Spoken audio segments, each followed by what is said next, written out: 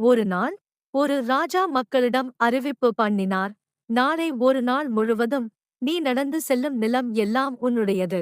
ஆனா சூரியன் அஸ்தமிக்கும் முன் திரும்பி அரண்மனைக்கு வந்தா மட்டும்தான் அந்த நிலம் உன்னுடையதாக இருக்கும். யார் வேண்டுமானாலும் கலந்து கொள்ளலாம் என்றார். அடுத்த நாள் ஒரு விவசாயி காலை 6 மணிக்கு நடக்க ஆரம்பித்தான். வழியில் நல்ல நிலம், மரங்கள், நதி, மலையும் பார்த்தான். ஒவ்வொன்றையும் தன் நிலமா ஆக்க ஆசை வந்தது.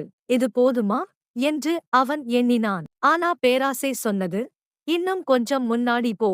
அவன் தன்னைத்தான் மிஞ்ச ஆரம்பித்தான்.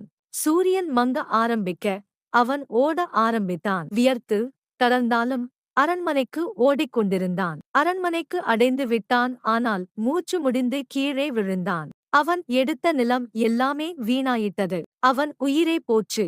ராஜா சிரித்தார். அவனுக்கு சரியாக 6 அடி நிலம்தான் கிடைத்தது. அதாவது அடக்கம் செய்ய ஒரு இடம். நிறைவின்றி வாழும் பேராசை வாழ்வையே அழிக்கிறது. குறைவாய் இருந்தாலும் மனநிம்மதியோடு வாழ்வதே சிறந்த வாழ்க்கையூ.